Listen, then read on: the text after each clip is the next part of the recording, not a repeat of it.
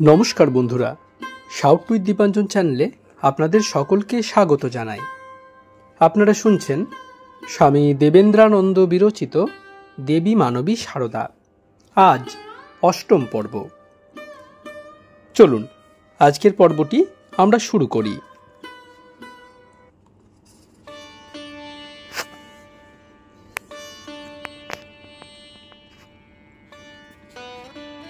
একবার মায়ের কলকাতার উদ্বোধন বাড়িতে এসে মিস ম্যাকলাউড মাকে দর্শন করে এতই বিহ্বল হয়ে পড়েন যে সেদিন সন্ধ্যায় বেলুড় মঠের অতিথিশালায় ফিরে এসেও তার সেই ভাবের ঘোর কাটেনি। আনন্দ আবেগে তিনি শুধু এই কথাই বারবার বলতে থাকেন, আমি তাকে দেখেছি, আমি তাকে দেখেছি। মাতৃভাবে আত্মহারা ভাব ও বিহ্বল সেই অনিন্দ সুন্দর বিদেশিনী মূর্তিটি স্মৃতিতে ধরে রেখেছিলেন বেলুড় মঠের স্বামী ধীরানন্দ ও জনৈক ব্রহ্মচারী। আর ভগিনী নিবেদিতা, কতভাবেই না তিনি তার অপাববিদ্ধ দেহ মনটি উৎসর্গ করেছেন মায়ের শ্রীচরণে।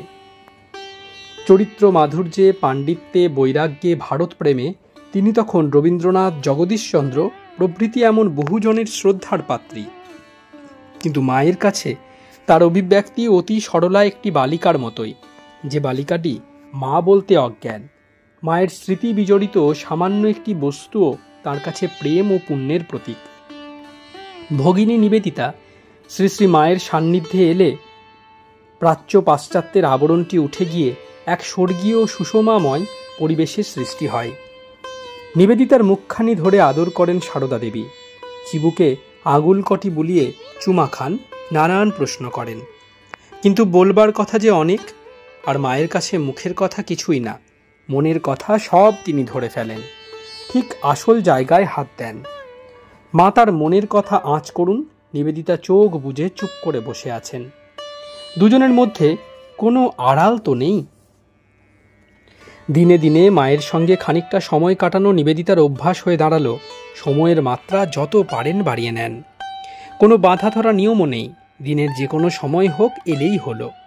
নিজের বন্ধুদের মায়ের কাছে নিয়ে আসেন। কর্মব্যস্ত যেসব তরুণকে নানা প্রচার কার্যে পাঠান, প্রায়ই তাদের সঙ্গে আনেন। মায়ের আশীর্বাদ চান তাদের জন্য। মায়ের জন্য থালা ভরে ফল মিষ্টি আনেন। মা নিজে নিয়ে আবার 5 জনকে বিলিয়ে দেন। কোনো কোনো সময় ঘর ভরা ভক্তরা থাকেন মাকে ঘিরে, ধ্যান করছেন সবাই। গভীর শ্রদ্ধায় প্রণামটি করেই নিবেদিতা তখন চলে যান। মায়ের মুখে এক টুকরো হাসি। এটুকু কুড়িয়েই নিবেদিতার প্রাণ ভরে। নিবেদিতা, শ্রীমতী লিজেল রেইম, অনুবাদিকা নারায়ণী দেবী, পৃষ্ঠা 467-468। 4. অধ্যাত্ম পথের দিশারি। আশ্রিত সন্ন্যাসী সন্তানদের প্রাত্যহিক জীবনযাত্রার দিকেও মায়ের কি সজাগ দৃষ্টি ছিল, ভাবলে অবাক হতে হয়। সাধক জীবনে জপ ধ্যানের আলস্য মা মোটেই বরদাস্ত করতে পারতেন না। একবার স্বামী তন্ময়ানন্দ মাকে জিজ্ঞেস করেন, মা, আপনি যার গুরু, তার আবার সাধন ভোজন কি দরকার? মা তাকে বুঝিয়ে বলেন যে যত বেশি সাধন ভজন করবে সে তত শিগগির দর্শন পাবে। না করে শেষ সময় পাবেই, নিশ্চয়ই পাবে, কিন্তু যে সাধন ভজন না করে কেবল হইচই করে কাটাবে, তার দেরি হবে। সাধন ভজন করবার জন্য সংসার ছেড়েছ, সর্বদা সাধন ভজন করতে পারো না বলেই ঠাকুরের কাজ ভেবে কাজ করা দরকার। তুমি বেশি কঠোরতা করো না, তোমার শুল বেদনা, খাওয়ার বিষয় নজর রাখবে। এ রোগ মারাত্মক নয়, কষ্টদায়ক। স্বামী তন্ময়ানন্দ তখন কোয়ালপাড়া আশ্রমে থাকেন।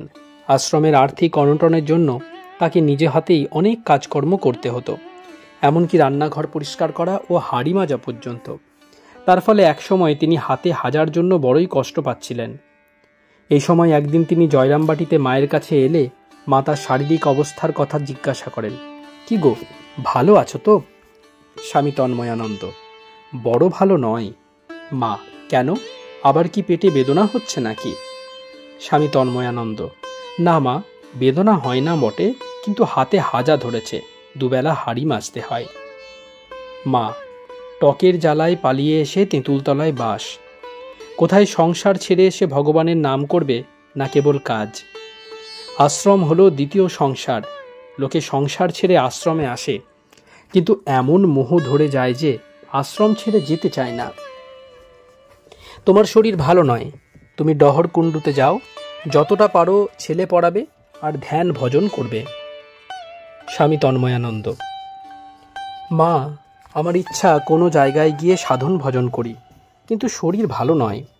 মা: এখন কিছুকাল সামান্য কাজ নিয়ে থাকো, যখন মনে প্রবল ইচ্ছা হবে তখন যেও। স্বামী তন্ময়ানন্দ: জপ তো করি, কিন্তু মন বসে না। মা: মন বসুক না বসুক জপ করবে। রোজ যদি এত সংখ্যা করে জপ করতে পারো তো ভালো হয়। শ্রীমা বলতেন, মন মত্ত হস্তি, কাজের মধ্যেই এই মত্ত হস্তিকে সহজে বশে আনা যায়। মন বশীভূত হলে কি সাধন ভজন কি কাজকর্ম সব কিছুতেই সাধকের তখন রুচি ও নিষ্ঠা হয়। শ্রীমা ছিলেন শ্রীরামকৃষ্ণ সংঘ জননী। সন্ন্যাসী সন্তানদের কাছে মাই আদর্শ। মা তাদের সবসময়ই স্নেহ মমতা দিয়ে আগলে রাখতেন, কিন্তু সন্ন্যাসীর আদর্শচ্যুতি হলে মা তা কোনো মতেই বরদাস্ত করতে পারতেন না। ত্যাগের পথে এসে কারো বিলাসিতা দেখলে, অসংযম দেখলে মাও সেখানে খুবই কঠোর হতেন। সেক্ষেত্রে এই ছিল তার স্নেহ মিশ্রিত তিরস্কার। টকের জ্বালায় পালিয়ে এসে তেঁতুল তলায় বাস।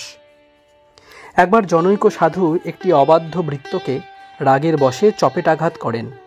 সাধুর ক্রোধের এ ধরনের প্রকাশ দেখে মা বিরূপ হন। বলেন, ওরা তো সন্ন্যাসী, গাছতলায় থাকবে, তাদের আবার মঠ বাড়ি চাকর, আবার সে চাকরকে মার। এই না হলে আপন মা? তার ভালোবাসায় কোনো অকল্যাণের স্পর্শ লাগে না। মাফ করবেন, শব্দটি হবে অকল্যাণ। যে তার আশ্রিত শরণাগত, তার চরিত্র গঠনের সব দায়িত্ব যে তাঁরই। আমরা জানি তিনি কিভাবে সন্ন্যাসীদের রক্ষা করতেন, অতি সামান্য সব ব্যাপারেও। একদিন মায়ের একজন আত্মীয়ের বিয়েতে গিরিজা মহারাজের বরযাত্রী হবার কথা হয়। মা নিষেধ করেন, বলেন ও সাধু, ওর গিয়ে কাজ নেই। এমনকি সেই বিবাহ উপলক্ষে আনিত দই পর্যন্ত তিনি গিরিজা মহারাজকে খেতে দিলেন না। বললেন, এটা বিয়ের দই, কাজ নেই খেয়ে। স্বামী শান্তানন্দের একবার জনৈক গৃহভক্তের সঙ্গে কাশী যাবার কথা হয়। এ ব্যাপারেও মা তাকে নিষেধ করেন। বলেন, তুমি সাধু, তোমার কি আর যাওয়ার ভাড়া জুটবে না? ওরা গৃহস্থ, ওদের সঙ্গে কেন যাবে? এক গাড়িতে যাচ্ছ, হয়তো বললে এটা করো ওটা করো। তুমি সন্ন্যাসী, তুমি কেন সেসব করতে যাবে? সন্ন্যাসীর অতিরিক্ত গৃহস্থ সান্নিধ্যে আদর্শচ্যুতি হতে পারে, তাই মায়ের এই সাবধানতা। কারণ আমরা তো একথাও জানি, মা ছিলেন গৃহীদেরও আদর্শ স্থানীয়া। গৃহস্থাশ্রমে মা যে আদর্শের পরাকাষ্ঠা দেখিয়েছেন, তারই বা তুলনা কোথায়? 5. স্নেহময়ী আলাপচারিণী। শ্রীমায়ের মনোমুগ্ধকারী ব্যক্তিত্বের আরেকটি বড় দিক ভক্তদের সঙ্গে তার আকর্ষণীয় সংলাপ। ভক্তদের সঙ্গে মায়ের কথা বলার ভাষা ছিল ঝরঝরে, আর তা ছিল একান্তই হৃদয়গ্রাহী। যার শিক্ষালাভ পুস্তকের অক্ষর পরিচয় পর্যন্ত, এমনকি নিজের নামটিও কখনো স্বাক্ষর করেছেন বলে জানা যায় না, তার কথোপকথনের ভাষাও যেন তার মাতৃহৃদয়ের শত উৎসারিত স্নেহধারার মতোই পবিত্রতা ও সুষমার নির্ঝরিণী। যেমন স্বামী শান্তানন্দের স্মৃতিকথায় আমরা পাচ্ছি, মা জনৈক সন্ন্যাসীকে আদর্শ নিষ্ঠার কথাই বোঝাচ্ছেন। ঠাকুর বলতেন, সাধু সাবধান, সাধুর সর্বদা সাবধানে থাকতে হয়, সাধু সর্বদা সাবধানে থাকবে। সাধুর রাস্তা বড় পিছল, পিছল পথে চলতে হলে সর্বদা পা টিপে চলতে হয়। মন্দ কাজে মন সর্বদা যায়, ভালো কাজ করতে চাইলে মন তার দিকে এগোতে চায় না। আমি আগে রাত 3টের সময় উঠে প্রত্যহ ধ্যান করতুম। একদিন শরীর ভালো না থাকায় আলস্যবশত করলুম না, তা কদিন বন্ধ হয়ে গেল। সেজন্য ভালো কাজ করতে গেলে আন্তরিক খুব যত্ন ও রোখ চাই। যখন নহবতে থাকতুম, রাতে তখন চাঁদ উঠত। গঙ্গার ভিতর স্থির জলে চাঁদ দেখে ভগবানের কাছে কেঁদে কেঁদে প্রার্থনা করতুম, চন্দ্রতেও কলঙ্ক আছে, আমার মনে যেন কোনো দাগ না থাকে। তুলনীয়। মা আরেকবার এরকম কথা তার জনৈক গৃহী ভক্তকেও বলেছেন। এখানেও দেখতে পাচ্ছি বিষয় একই, কিন্তু ভাষার ব্যঞ্জনাটি কেমন পৃথক। ভাব রাজ্যের অনুপম সংবাদ। মা তার এক মহিলা ভক্তকে বলছেন, মন না মত্ত হস্তি মা, হাওয়ার সঙ্গে সঙ্গে ছোটে, তাই সমস্ত বিচার করে সব দেখতে হয় আর খুব খাটতে হয় ভগবানের জন্য। তখন আমার মন এমন ছিল, দক্ষিণেশ্বরে রেতেকে বাঁশি বাজাতো, শুনতে শুনতে মন ব্যাকুল হয়ে উঠত। মনে হতো সাক্ষাৎ ভগবান বাঁশি বাজাচ্ছেন, অমনি সমাধি হয়ে যেত। আহা, বেলুড়েও কেমন ছিলুম, কি শান্ত জায়গাটি, ধ্যান লেগেই থাকতো।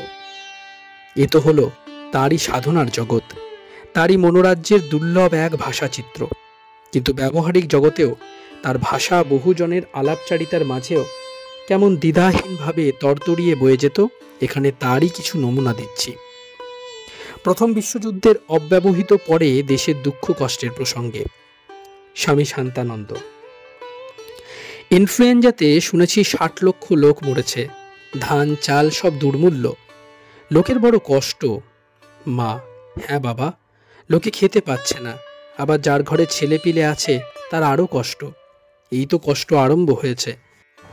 বর্ষা হয়ে ধান চাল হলে তবে তো কষ্ট যাবে। কে সাহেব নাকি এসেছিল কলকাতায়, যেখানকার ধান চাল সেখানে থাকতে আইন করবে বলে সে নাকি চলে গেছে। মনীন্দ্র: সেরূপ তো চেষ্টা হচ্ছে। স্বামী শান্তানন্দ: লোকের কষ্ট তো দিন দিন বাড়ছে, এত কষ্ট দেশে, এ কি মা কর্মফল? মা: এত লোকের কি কর্মফল, কি একটা হাওয়া এসেছে। স্বামী শান্তানন্দ: যুদ্ধ থেমে গেছে, তবু জিনিসপত্র সস্তা হচ্ছে না কেন? মা: তবে যে বলে আবার যুদ্ধ হচ্ছে। স্বামী শান্তানন্দ: সে এখানে না, কাবুলে, এত দুঃখ কষ্ট, যুদ্ধ বিগ্রহ, এ কি মা যুগ পরিবর্তন হবে আবার? মা হাসিয়া: কি করে বলবো, তার ইচ্ছায় কি হবে কেমন করে জানবো? রাজার পাপে রাজ্য নষ্ট হয়, হিংসা, খলতা, ব্রহ্মহত্যা, এইসব পাপ রাজার পাপে প্রজার কষ্ট ও দৈব উৎপাত, যেমন যুদ্ধ, ভূমিকম্প, দুর্ভিক্ষ। সবাই একটু নরম হলে তো যুদ্ধ থেমে যায়। আহা, ভারতেশ্বরী অর্থাৎ মহারানী ভিক্টোরিয়া কেমন ছিলেন, লোকে কেমন সুখে স্বচ্ছন্দে ছিল। এখন একটি 5 বছরের ছেলে, সেও দুঃখের কথা বোঝে, বলে আমার পরবার কাপড় নেই। আচ্ছা শরৎ, যে এখানে চাল দেওয়ার ব্যবস্থা করেছে, কতগুলি চাল দেওয়া হলো? শরৎ অর্থাৎ স্বামী শারদানন্দ। প্রবোধবাবু: আজ গ্রাম দেখতে গিয়েছিলুম, খুব কষ্ট লোকদের, পরনের কাপড় নেই, আমাদের সামনে বেরুতে পারলে না, চালে খড় নেই। প্রবোধবাবু: পঞ্চায়েত প্রেসিডেন্ট। মা: তাদের চাল দেওয়া হলো কি? প্রবোধবাবু: কাল রবিবারে দেওয়া হয়েছে। মা: কাপড় দেওয়া হয় কি? প্রবোধবাবু: বেছে বেছে দেওয়া হয়। মা, আপনি কি এক স্বপ্ন দেখেছিলেন শুনেছি, একটি স্ত্রীলোক কলসি ও ঝাঁটা নিয়ে দাঁড়িয়ে। মা: হ্যাঁ, একটি মেয়ে একটি কলসি ও ঝাঁটা হাতে করে দাঁড়িয়ে রয়েছে। আমি জিজ্ঞাসা করলুম, তুমি কে গো? সে বলল, আমি ঝেঁটিয়ে যাব। আমি বললুম, তারপর কি হবে? সে বললে, অমৃতের কলসি ছড়িয়ে যাব। তাই বুঝি হচ্ছে। মার মুখে শুনতুম যে যখন হয় উপর উপর 3 বছর দুর্ভিক্ষ হয়। 2 বছর হয়েছে কি? মনীন্দ্র: যুদ্ধ তো অনেক দিন হচ্ছে। মা: যুদ্ধ তো 4-5 বছর হচ্ছে, তা নয়, দুর্ভিক্ষ কি 2 বছর হয়েছে? তাহলে আর 1 বছর হবে। এখন ধানের দাম কত? মা জিজ্ঞেস করলেন। ও দেশের হিসাবে মূল্য বলা হলো। মা বললেন, এত দাম? আর সব জিনিসই, কাপড়, তেল, এসব তো খুব চড়েছে। যাদের আছে তাদেরও চিন্তা ভাবনা। এবার তোমার চামড়া আমি খাবো, আমার চামড়া তুমি খাবে। কোনো ভবিষ্যৎবাণী নয়, মায়ের দূরদর্শিতার কেমন সহজ সরল প্রকাশ। কেবল বাংলায় বা ভারতে নয়, বিশ্বের ইতিহাসেই বা এরকম কজন মহীয়সী নারীর উল্লেখ পাওয়া যায়, যিনি প্রায় নিরক্ষর হয়েও দেশ ও সমাজ সম্বন্ধে এত ওয়াকিবহাল। তার স্বচ্ছ মনোদর্পণে ভূত, ভবিষ্যৎ অথবা দেশকালের যে ছায়া পড়ত, মাতৃহৃদয়ের স্নেহ মমতা মথিত হয়ে এক অনির্বচনীয় প্রকাশভঙ্গিতে তা বেরিয়ে আসত। এই কি দৈববাণী! যেমন এক জায়গায় মা জনৈকা ভক্তিমতী মহিলাকে বলছেন, স্বামী বলো, পুত্র বলো, দেহ বলো, সব মায়া। এইসব মায়ার বন্ধন কাটাতে না পারলে পার হওয়া যায় না। দেহে মায়া, দেহাত্মবুদ্ধি, শেষে এটাকেও কাটাতে হবে। কিসের দেহ? মা দেড়শের ছাই বই তো নয়, তার জন্য আবার গর্ব কিসের? যত বড় দেহখানাই হোক না কেন, পুড়লে ওই দেড়শের ছাই, তাকে আবার ভালোবাসা। হরিবোল হরিবোল, জয় মা জগদম্বা, গোবিন্দ গোবিন্দ, রাধাশ্যাম গুরুদেব, গঙ্গা গঙ্গা ব্রহ্মবাড়ি। 6 মাস আড়া জেলায় কৈলোয়ার বলে এক দেশে ছিলুম, সেখানকার জলবায়ু ভালো বলে। সঙ্গে গোলাপ, বাবুরামের মা, বলরামের পরিবার, এরা সব ছিল। সে দেশে কি হরিণ, মা সব দল বেঁধে 3 কোনা বয়ের মতো হয়ে চলছে। দেখতে না দেখতে এমন ছুট দিলে সে আর কি বলবো, যেন পাখা ধরে উড়ে যাচ্ছে, এমন দৌড় দেখিনি। আহা, ঠাকুর বলতেন হরিণের নাভিতে কস্তুরি হয়, তখন তার গন্ধে হরিণগুলো দিকে দিকে ছুটে বেড়ায়, জানে না কোথা হতে গন্ধটি আসছে। তেমনি ভগবান এই মানুষের দেহের মধ্যেই রয়েছেন, মানুষ তাকে জানতে না পেরে ঘুরে মরছে। ভগবানই সত্য, আর সব মিথ্যা। কি বলো মা?